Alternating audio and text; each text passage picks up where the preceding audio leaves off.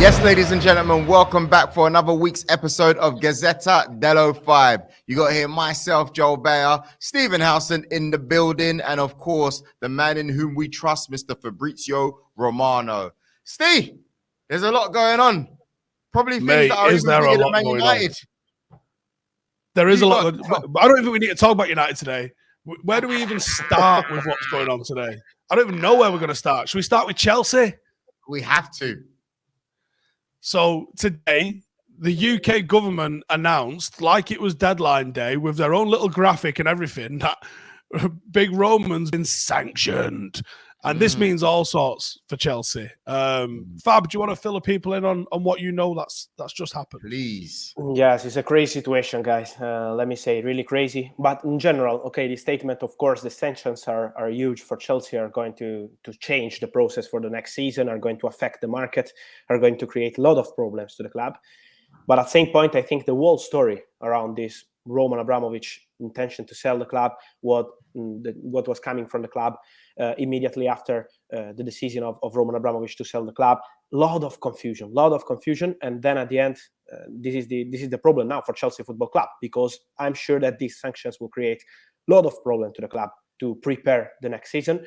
I think the problem is also for Thomas Tuchel to manage to complete this season in the best way, because he's always the face of Chelsea Football Club. No one is speaking in public. No one from the club, no one from owners. No one is putting the face and saying what's going on, what's next for Chelsea. It's always Thomas Tuchel. So the situation is also not easy to be managed in the dressing room. He's doing his best to help. He's doing his best to answer in public. But for Thomas Tuchel, of course, he's the manager. He's not part of the board. He's not the owner. So it's not an easy situation. And at the same point on the market is going to be a big, big problem, because Chelsea are not allowed to sign any new player till the end of May at the moment. Then we will see what happens. But they're not allowed to sign a new player. They're not allowed to sign any new contract. And it means that Tony Rudiger is going to leave for free. It means that Andreas Christensen, as we know, will join Barcelona on a free. Cesar Azpilicueta is expected to leave too. So many problems, even with players out of contract in 2023 that were waiting for Chelsea to discuss new contracts, to extend their contracts, like Jorginho and many others. They're now really with no words, waiting to see what happens. But the situation is really, really dangerous for Chelsea in planning for the future. This is why they need a solution as soon as possible. Let's see what's next for Roman Abramovich, but really it's going to be a big problem for Chelsea Football Club.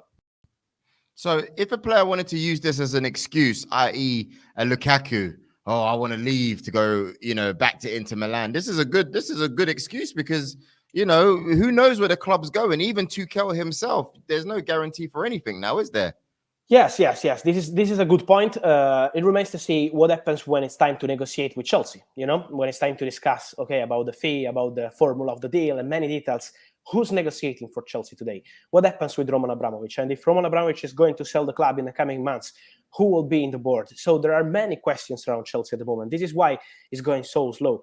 And it means for players that are already at Chelsea and maybe want to leave, you mentioned Lukaku, but it's also about agents. Today morning, I was speaking with some agents that were telling me, we don't know how to proceed now with Chelsea for potential new signings. For example, Jules Koundé is a player that Chelsea wanted last summer, and they want for the future, for the next months, but his agents are still waiting to see what's next. They were talking with Chelsea, planning for summer move, and as of now, everything is, of course, in standby. They're waiting to see what's next, and this could be a huge problem for Chelsea. I mentioned Jules Koundé, but I can tell you that, for example, another player that Chelsea were interested in signing is Rafinha from Leeds. Is a player they really like. They were discussing with people close to the player, but they don't know how to act on Rafinha's side now for Chelsea, of course. So this is why the situation is really dangerous on the activities for Chelsea on transfers, and of course with Roman Abramovich to decide what's next. Wow. Mate, I need to talk to you about Marcus. I'm pretty sure it's our mutual friend where you got the Marcus Rashford information from. I think we both know that. I didn't like the timing of it. I think the timing of this information coming out was poorly advised. I think Marcus needs to focus on getting back to form, and I think his worries over game time would disappear if he was playing again and playing well. How serious is this conversation about him looking to leave? I'm told it is serious. There is a serious possibility for Marcus Rashford to leave Manchester United. Of course, as we always mention at United, it depends on the new manager. Because, for example, Mauricio Pochettino really wanted Marcus Rashford at Paris Saint-Germain last summer. It was one of the options in the list in case Kylian Mbappe was going to join Real Madrid. Then it didn't happen. But Rashford was on the list for Paris Saint-Germain. So maybe if Mauricio Pochettino will be the new manager of Man United, we know that he's in the list. Maybe it could be an option to continue with Marcus Rashford. So it depends on the manager. But as of today, the reality is that Rashford is not happy with his current situation at Man United. He's not happy with his game time. He wants something different. There is also the problem of the World Cup. He wants to play the World Cup for England. And at the moment, the situation is in danger for Marcus Rashford. That's why he's waiting to see what happens in the coming months. But he's not happy with his Man United situation. I can understand your point, Steve, on the timing. Of course, it's not the best moment, maybe in March, to say something like that. But at the same point, for the player, it's something that he's really desperate. He wants to play. He wants to be a starter. And I think it's also the moment for him to understand what's next in his career. He's a top talent. We know his skills, his potential. But it's now time to show that he could be a starter for a top European club for 30 games in a season. And this is what he needs now. That's why he's considering his future. No decision has been made even because his contract is out runs out in June 2023. Man United have an option to extend for one more season till 2024. So the situation is still under control on Man United side. But the player wants to consider his future. And so there are huge chances, I think, for Marcus Rashford to leave Man United. He's had 4 goals and 2 assists in 18 Premier League appearances this season, whereas last year there was 11 goals and 9 assists last season. You know, it's a bit of a weird one. I know Steve talks from a professional opinion. He talks from his footballing opinion, nothing personal. I think he would be honest with himself to say that, you know, it's not been the best of season for him. So interesting to see how it goes. Mauricio Pochettino to Man United. Now, I think a few people were getting excited hearing that, minus the. We're getting excited and thinking, you know what, he might be the option. After the way he crashed out of the Champions League yesterday, is he still Man United's number 1 option? Because the fans are screaming, you know, Ten Hag, like they really rather him at the moment after yesterday's performance for PSG. Well, PSG's performance, losing to Real Madrid. What's the update on that? What's going to happen now? If it's not number 1, it's number 2, but they're together. Pochettino and Ten Hag, top of the list for Man United. And even what happened yesterday was not the best sponsor for Mauricio Pochettino, of course. But at the same point, people into the board are convinced that he could be one of the best men to do it for Man United. So he's still in the list. Nothing has changed after yesterday night. Then let's see if Man United will decide to go for him or for Erik ten Hag, or to do something like surprising and go for another manager. The race is still open, but Mauricio Pochettino is in the list. They appreciate him. So let's see. Yesterday night, of course, for Pochettino was a huge blow, and we expect Pochettino to leave Paris Saint-Germain. I think it's just a matter of time for Pochettino to leave. But at the same point, for Man United, it's still not decided. So they want to take their time. I'm sure that this month and April will be key. We will have an answer, but they're still exploring possibilities. But yes, Pochettino is in the list, and Erik ten Hag is in the list too. He's studying English. This is an important point, because last year Tottenham wanted Erik ten Hag, but then in a conversation with Tottenham board, he was not speaking English, and it was a huge problem for Tottenham. So this is why Man United wanted to make sure that they speak in English. Now he's studying, so for Erik ten Hag it's a really key point. But let's see what they will decide. It's still open. There's some talk that Ralph Rangnick is of the opinion Cristiano Ronaldo is a fading force and doesn't think he should remain at Manchester United. Is there any movement or rumours about where Cristiano could go, or do you think there's any possibility we'd see him again at Manchester United after the summer? I think there are possibilities to see Cristiano staying at Man United, to be honest. Of course, it will depend, as everything at United, on the manager. Who will be the manager, what he wants to do with Cristiano, what kind of plan they have for Cristiano. He knows, Cristiano himself, from what I'm told, that Man United need to sign new players, even attacking positions. So to have some player that could help him to perform in a different level, this is something that he needs also because of his age.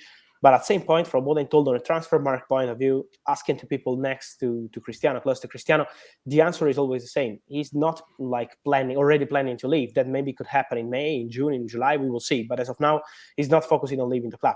So this is normal to say. Let me say it from people close to the player in March and in April is part of the game. But at the same point, at the moment, I'm sure that it depends on the manager. I'm sure it depends on the manager, and it depends on what kind of project Man United want to start. For example, Pochettino or Ten Hag. there will be big differences, I think, on kind of player they want to sign, on kind of system they want to use, on kind of approach they want to have for Man United. Huge differences. And it means that Cristiano could be perfect for one of them and not for the other. So let's see. Wow. There was some talk of United looking to wrap up this managerial appointment in the next few weeks. Obviously, you've just mentioned Ten Hag and Pochettino are right in the mixer. Is there any other names that we might not have heard that you think could be in the running? I think there are a few options that we have to keep in the list because it's still open. From Man United, they say that it's still open, and this, of course, Pochettino and Ten Hag are the two main options, but are not the only options. So, for example, sometimes I see Luis Enrique, but I'm told that he's only focusing on Spanish national team, so he's not planning to join in United or any club in the summer. But one name that we can mention, for example, is Jules Lopetegui, that is doing a very good job with Sevilla since a long time. He was in the list in November, but he decided not even to talk with Man United or any club to respect Sevilla. He's loving his Sevilla life. But for example, he could be one of the names in the list to return in the coming months if Man United decide not to go for Pochettino or Ten Hag. So I would keep the race open because nothing has been decided yet. But at the moment, yes, the front runners are Ten Hag and Pochettino. I heard Ancelotti is one of the names as well. Apparently that Sir Alex was an admirer, but I don't know. I think after yesterday night, it's going to be difficult for Real Madrid to let Carlo leave. Then it depends, because we're still at the quarterfinals of the Champions League now. Let's see what happens for Real Madrid. They're really close to win La Liga again with Ancelotti. So I think if he wins La Liga and if Real Madrid reach like semi-finals of Champions League, he will be safe for next season. Keeping it to Real Madrid, Mbappe. It's really difficult when they talk about his contract, isn't it? Really, I mean, look, he got a standing ovation yesterday before he even kicked a ball. Is that tactical by the Real Madrid fans, or we know he's that good, or was it both?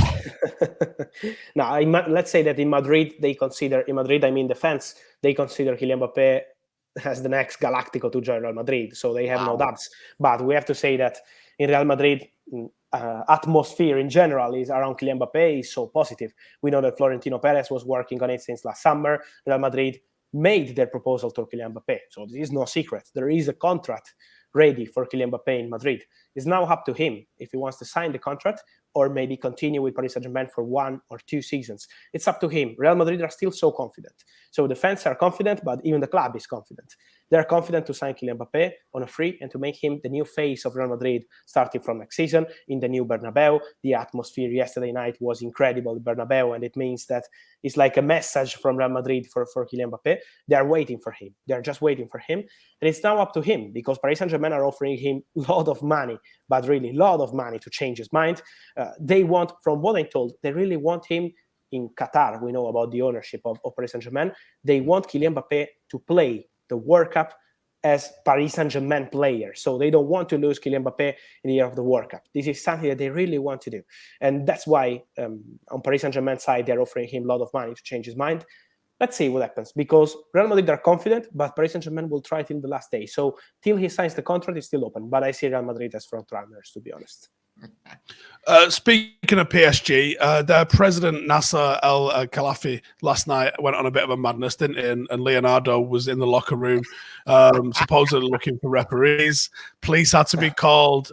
Any word on that situation? Is there any possible consequences for them for that? Because I can't imagine. He was doing Stephen Howson on Stretford Paddock, mate. That's what he was doing. No comment, and those videos don't see the light of day. Thank you. No, to be honest, I was not there, so I don't know what really happened. They say from Real Madrid that they have videos of this story, so UEFA will take a look on these videos. But on Paris Saint-Germain side, of course, they say that it's not as they're saying in Madrid, so it's normal to have this kind of controversial situation.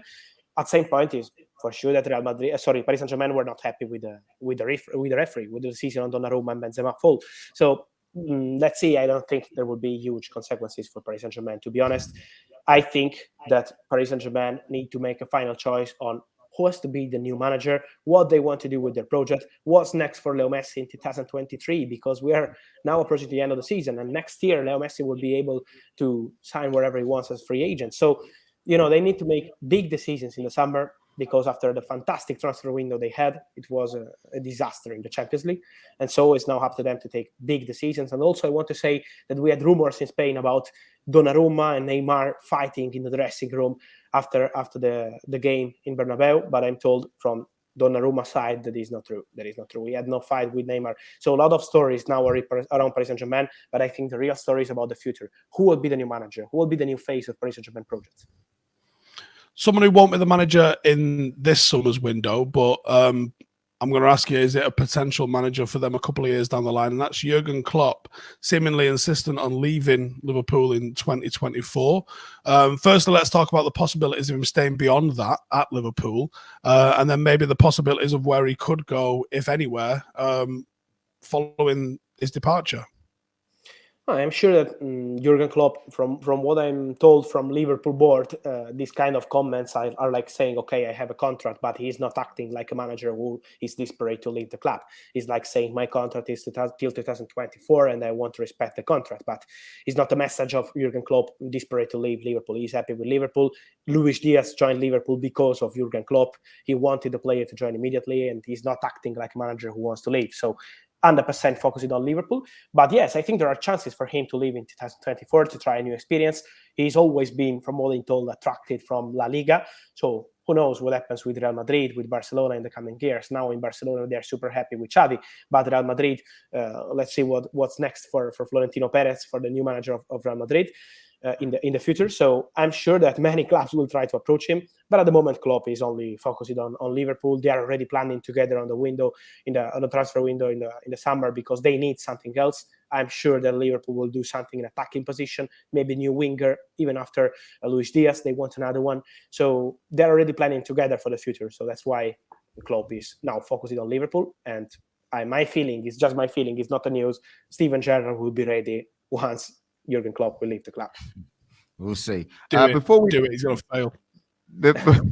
Before we go on to the Ask Fabrizio Romano question section, one more topic I want to ask about. Mr. Tammy Abraham, 20 goals this season for Roma. I think he's done exceptionally well. Either that or the league's not that strong. But I think he's done, really well. Is there a possibility for him to be coming back to the Premier League? I was going to say Chelsea possibly buying for 80 mil, but I don't think they're in a position to be doing anything at the moment. Do you see him returning to England one day? I think one day, yes. One day, yes, because, of course, for him, he's English, and so he wants to try again his opportunities in the Premier League. So one day, yes, but not in the summer. Not this summer, because he's super happy in Rome, really. I'm told that he's super happy with Mourinho, with the fans, with the city, with the teammates. So he wants to continue with Roma. Next season will be important for Roma and for Mourinho to try to win something. It's not going to be easy to win the league, but maybe, Europa League or this kind of competitions is something that Roma wants to fight to win and to rebuild the team with new signings. So Tammy is super happy in Roma. He's super happy with the city, with the fans. And so I don't see him leaving. And let me clarify that the clause for Chelsea, there is a buyback clause in the contract of Tammy Abraham. It's a buyback clause for 80 million euros, but it's not valid this summer. It's valid in summer 2023. So in 1 year, Chelsea will need to make a decision on Abraham. Let's see what will be next for Chelsea, what will be the situation. But at the moment, I see him staying. So I was just going to say, are they happy with Mourinho out there? Because when you're bringing in Mourinho, really, with where they are in the league table, all the sending offs. Yes, they are fifth, and okay, it's not exciting. But at the same point, if you look at the table, they have same points of Atalanta. And Atalanta in the last 4 or 5 years in Serie A were huge. So the season is not exciting for Roma, but it's a normal season, let's say like that. And then they love Jose Mourinho because he's Jose Mourinho, and in Roma, they are not used to have a manager like him fighting for the team, fighting for the fans. So this is why they love him. But next season will be key. They will need new signings. I want to give you a name, Granit Xhaka. They wanted him last summer, and they will try again for him, I'm sure, because he's the player that Jose loves. And so they will try to sign an experienced player in the summer to make Jose happy and to try to win something next season. Right. Does Jose know he's allowed to sign anyone else outside the Premier League, right? He is aware of that, right? Yes. Let's see. Maybe from Serie A, some interesting player could arrive. Let's see. All right, Steve, do you want to read out the first one, please? The Fab questions. Yeah, I'm going to read the third one out first because it's one I want to know. So I'm asking it. And it's from first name, last name. Brilliant. And it says, ask Fabrizio about United signing Darwin Nuñez and Yuri Tielemens. Any possibility of that? Because that would... No, for Darwin Nuñez, there are many clubs interested. Arsenal, West Ham, for United could be a possibility, but at the moment it's not something advanced yet. For Yuri Tielemens, I'm sure that will be many top clubs. For Man United, depends on what happens with Paul Pogba, because if Pogba will leave on a free, it could be one of the players for Man United, but many clubs are interested in Yuri Tielemens. So he will be one of the stars of the market, 100%. Okay. And real quickly, we've got here Nemanja Popovic. Great content, guys. Can you please ask Fabrizio about Fabian Ruiz? I've read that he's thinking about leaving Napoli. Is there any chance of him coming to the Premier League? A marvelous player. True, fantastic player. And yes, there are chances, I would say. At the moment, we have rumors about some clubs like Newcastle, but he's not negotiating yet with these clubs because he wants to understand what Napoli want to do. His contract runs out in 2023, so there will be a meeting with his agents to decide whether he stays or leaves the club this summer. But for Fabian Ruiz, there are chances for Premier League. I would say Premier League and La Liga, because many clubs are following him. Yes. Want to read the first one, Steve? We got one more here from Wolves fan Nathan Pitchford. Love the channel. Question for Fab. Will Barcelona be buying Adama Traore, or will there be some sort of deal including Francisco Trincao to Wolves? Cheers. What I'm told is that they are really happy with Adama. So his impact has been very good, but they want to negotiate with Wolves. So I don't expect Barcelona to pay 30 million and triggering the clause and sign a player on a permanent. They want to negotiate with Wolves. Trincao could be one of the names on the table. Ricky Puig, Barcelona midfielder for Wolves, could be another interesting name on the table. So they want to negotiate. They want to discuss and then to see if they are able to find an agreement for Adama. I don't see them paying directly 30 million euros. Okay. Fab. There's some talk of Messi going back to Barcelona as well. That's happening. That's definitely happening. Let's see. At the moment, still nothing, to be honest. But let's see. I don't see him coming back this summer, to be honest. But he's got Fab. Look at the way he's playing over there, man. Like he's anonymous. Yes, I agree with you. I agree with you. It's ridiculous. Anyway, Fab, thank you very much for joining us. I'm still trying to sort out the flight to Italy. I'll let you know. I'll let you know when that's done. I'm going to PSG this weekend. Actually, I'm invited to do some work over there. So yeah, hopefully I get to see Mbappe and not see Messi. I'll see you next week. Steve, thanks for being on time today, mate. Yeah. Behave yourself. Stop this myth getting out. Guys, I'll see you next week. Gazzetta Dello FIVE. We'll see you soon. Peace.